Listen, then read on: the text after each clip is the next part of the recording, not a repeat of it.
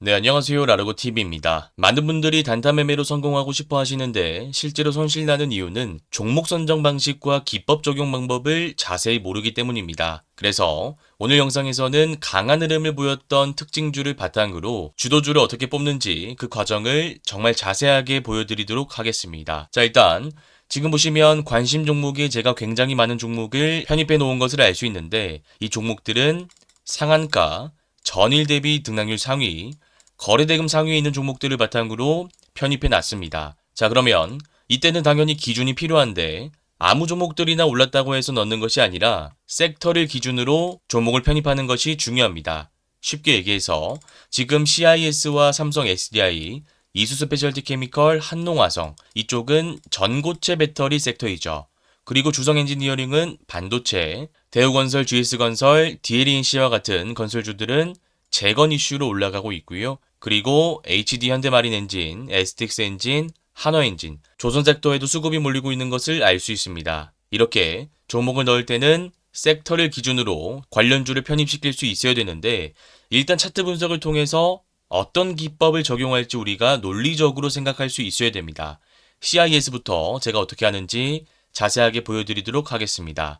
자, 보시면 상한가니까 일봉 차트를 먼저 분석하는 것이 아니라 분봉으로 가서 패턴을 분석해줘야 된다라고 제가 여러 번 말씀드렸습니다.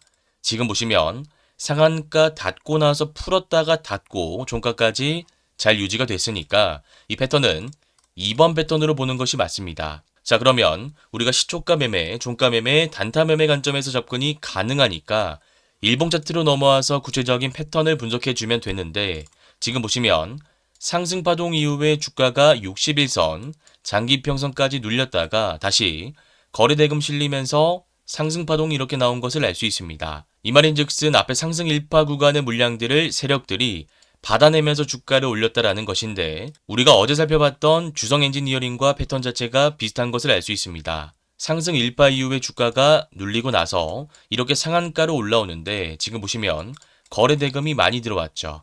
이 말인즉슨 앞에 있는 개인 투자자의 물량을 받아내면서 상한가를 세력들이 만들었다라는 것이기 때문에 시가갭이 낮게 뜬다면 시가 매매 관점에서 우리가 전략을 수립할 수 있고요. 시가갭이 높게 뜬다면 캔들과 거래대금을 확인하고 나서 단기 스윙, 중장기 스윙 관점으로도 우리가 관심 있게 지켜볼 수가 있는 것입니다. 자, 그러면 전고체 관련 후발 주제들도 살펴보도록 하겠습니다.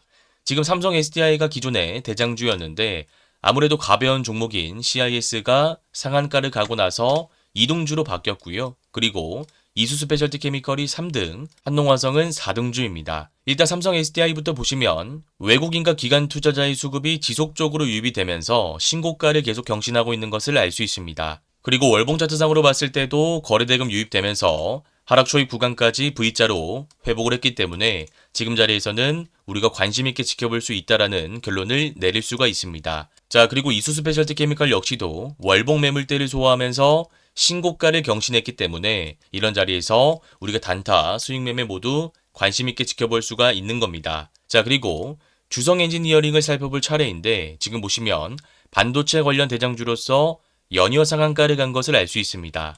어제도 상한가였고요. 오늘도 상한가죠. 자, 그러면 분봉 차트를 살펴봐야 되는데 지금 보시면 11시 11분에 상한가를 닫고 나서 한 번도 풀리지 않고 종가까지 잘 마감한 것을 알 수 있습니다. 자, 그러면 이제 일봉 차트를 분석해 줘야 되는데 지금 보시면 상승 일파 이후에 눌리고 물량 소화하면서 상한가를 연속적으로 만들었기 때문에 마찬가지로 갭이 낮게 뜬다면 한 번 더 우리가 시초가 매매 관점에서 관심 있게 지켜볼 수가 있는 겁니다. 다만 지금 전고체 관련 대장주인 CIS도 상한가를 갔고 반도체 관련 대장주인 주성 엔지니어링도 상한가를 갔기 때문에 호가창 분석을 통해서 어떤 종목이 더 강한지 파악할 수 있어야 됩니다. 그래서 이것은 지금 할 수가 없고 다음날 아침이 돼봐야 알 수 있는 부분이기 때문에 제가 내일 아침 8시 50분 무료 라이브를 통해서 어떤 종목이 강한지 실시간으로 말씀을 드릴 예정입니다. 구독 버튼 눌러주시면 내일 아침 무료 라이브 시청하실 수 있으니까요. 참고해주시면 될 것 같습니다. 자, 그리고 대우건설, GS건설, DLNC 건설주도 좋은 흐름을 보이고 있는데 최근에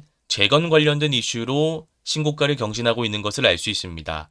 자, 그러면 이 중에서 대장주가 어떤 종목인지 우리가 파악할 수 있어야 되는데 지금 보시면 매물이 조금 남아 있고요. GS건설도 윗꼬리 구간에 매물이 조금 남아 있는 것을 알 수 있습니다. 반면에 대우건설은 매물대가 있지 않고 일봉상 전고점을 돌파하면서 윗꼬리 달린 장대양봉, 거래대금 실린 채 만들어 놨기 때문에 일단 지금 차트상으로 봤을 때는 대우건설을 대장주로 보는 것이 맞습니다. 그래서 이 대우건설에 대한 차트 분석을 집중적으로 우리가 진행해 줘야 되는데 이때 상승 반동이 한번 나오고 나서 음봉으로 눌리고요. 이때도 나오고 나서 5일선 구간 도직 캔들로 눌리는 것을 알 수 있습니다. 그래서 내일 만약에 반도체와 전고체 관련주의 수급이 지속적으로 몰리게 된다면 이런 5일선 구간에서 눌릴 가능성을 우리가 생각해 줘야 됩니다. 자, 그러면 이때 추세에 따르지 않는다면 우리가 단기 스윙 관점으로 들어갈 수 있는 거고요. 만약 내일 상황을 봤는데 예상과는 다르게 반도체와 전고체가 빠진다면 이 수급의 공백기를 이용해서 건설주가 또 강한 흐름을 보일 가능성이 높기 때문에 그때는 데이 트레이딩 관점으로 짧게 치고 빠질 수가 있는 것입니다. 그래서 이것도 우리가 유연하게 상황을 보고 대처해야 되는 부분이기 때문에 내일 아침 라이브 내용 참고하시면 될 것 같습니다. 자, 그 다음 조선 섹터 살펴보도록 하겠습니다. 보시면 등락률상으로 봤을 때 오늘 시장을 주도하는 섹터는 아니었습니다만 그래도 강한 흐름을 보였기 때문에 우리가 차트 분석을 정확하게 진행해 줘야 되는데 지금 보시면 HD현대마린엔진이 오늘 16% 상승 마감했고 매물대가 있는 상황이라는 것을 알 수 있습니다. 자, 그러면 이게 만약에 매물대가 없었다라고 했을 때 윗골이 달린 장대양봉, 전일 대비 거래대금 급증, 이평선 수렴 구간 돌파, 이 패턴을 조합해서 우리가 종가 매매 관점으로 접근을 할 수가 있는데 이 매물대가 있는 상황이라면 앞에 물량이 나올 수 있기 때문에 우리가 종가 패턴을 적용해서 매매하기가 까다로워집니다. 그래서 이럴 때는 우리가 바로 들어가는 것보다 이 이평선 수렴 구간을 돌파하고 장대 양봉을 세워놨기 때문에 이런 구간에서 눌림자리, 단기 스윙 관점으로 들어가는 것이 조금 더 안전한 매매 전략이다라고 할 수 있습니다. 네, 그래서 전고체와 반도체, 건설 관련주의 수급이 빠진다면 조선 섹터에도 수급이 몰릴 가능성이 있기 때문에 관련주 잘 기억하시길 바라겠습니다. 자, 그리고 미래에셋벤처투자, 아주아이비투자, 스페이스 X 섹터 살펴보도록 하겠습니다. 자, 보시면 오늘 다른 섹터는 다 강했는데 스페이스 X 섹터는 그렇게 강하지는 않았습니다. 아주아이비투자는 보합권에서 마감했고요. 미래에셋벤처투자는 4% 상승 마감한 것을 알 수 있습니다. 다만 그럼에도 불구하고 우리가 지금 관심 있게 봐야 되는 이유는 스페이스 X 관련해서 상장 일정이 남아있는 상황이고 또 관련주의 차트를 분석해 봤을 때 모두 일봉상 매물대를 소화하고 신고가를 경신했기 때문에 우리가 단기 스윙 관점에서는 짧게 치고 빠지는 전략을 수립할 수 있다는 것입니다. 네, 그래서 일단 우리가 미래에셋벤처투자부터 차트 분석을 진행해 줘야 되는데 상한가가 이때 나오고 나서 추세를 이탈하지 않았습니다. 자, 보시면 이때는 상한가 나오고 나서 한번 올랐다가 21선까지 빠지고 다시 올라왔는데 지금은 상한가가 나오고 나서 음봉 두 개로 물량을 소화하고 5일선을 기준으로 다시 상승 파동을 만들어 놨기 때문에 이 5일선과 11선 단기 추세 지지 라인을 기준으로 이 라인만 이탈하지 않는다면 물량 소화를 마치고 한 번 더 올라갈 가능성이 있다라는 것입니다. 자, 그리고 아주아이비 투자도 보시면 상한가가 이때 나오고 나서 21선까지 빠졌습니다만 지금 상한가 나오고 나서 신고가를 경신하고 5일선 단기 추세를 잘 지지해주고 있기 때문에 이 라인에서 도직 캔들로 물량을 소화하고 한 번 더 올릴 수 있다라고 생각하시면 될 것 같습니다. 그래서 어제 영상 보신 분들은 잘 아시겠지만 반도체와 양자 보안 섹터가 강세 흐름을 보였습니다. 자, 그런데 양자 보안 섹터가 빠지니까 이 수급이 어디로 갔죠? 바로 전고체 섹터로 간 것을 알 수 있습니다.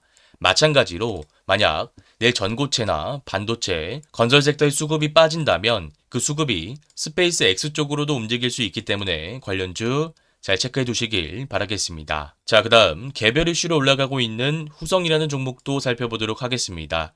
텅스텐 관련해서 공급망 이슈로 올라가고 있는 종목인데 지금 보시면 장대 양봉 이후에 5일선을 이탈하지 않고 여기서 계속 물량을 받고 있는 것을 알 수 있습니다. 보통 단기 과열로 물량이 묶이게 된다면 개인 투자자들이 물량을 던지면서 단기 추세를 이탈하는 경우가 많은데 지금은 물량을 받으면서 오히려 올라가고 있기 때문에 단기 거래 3거래일 이후에 해제되고 나서 추세가 꺾이지 않는다면 여기서 물량 소화를 하고 상승 파동이 형성될 가능성이 있습니다. 그래서 섹터를 기준으로 움직이는 장세가 아니라 시장이 빠지면서 개별주 위주의 장세가 다시 돌아오게 된다면 그때 후성이 주도주로서 움직일 가능성이 있기 때문에 관련주 잘 체크해 놓으시길 바라겠습니다. 네, 그래서 오늘 내용 간단하게 정리해 드리자면 4월 21일 기준으로 1등 섹터, 주도 섹터는 전고체 섹터였습니다. 지금 CIS가 상한가를 도달했고 후발주자들도 모두 10% 이상의 좋은 흐름을 보였기 때문입니다. 자, 그리고 2등 섹터는 반도체 섹터라고 할 수 있는데 삼성전자, SK하이닉스가 잘 버텨주고 있는 상황 속에서 주성 엔지니어링이 상한가 마감했기 때문입니다. 자, 그리고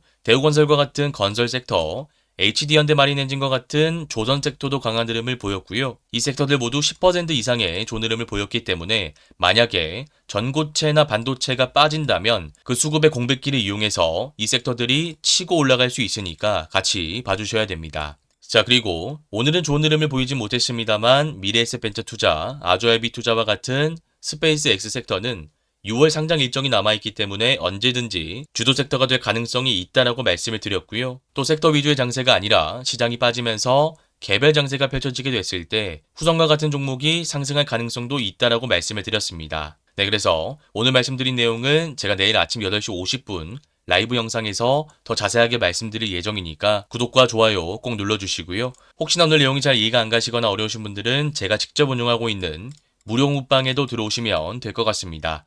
이 공부방에서는 제가 매일 유튜브에서 말씀드렸던 종목들에 대한 구체적인 차트 분석 자료도 제공해드리고 있습니다. 이 공부방에 들어올 수 있는 링크는 제가 고정 댓글에 남겨두도록 하겠습니다. 오늘 영상이 도움되셨다면 구독, 좋아요, 댓글도 한 번씩 꼭 부탁드리겠습니다. 감사합니다. 주린이 분들은 왼쪽 화면을 클릭하시면 되고요. 실전 단타 기법을 배워보고 싶다 하시는 분들은 오른쪽 화면을 클릭하시면 됩니다. 감사합니다.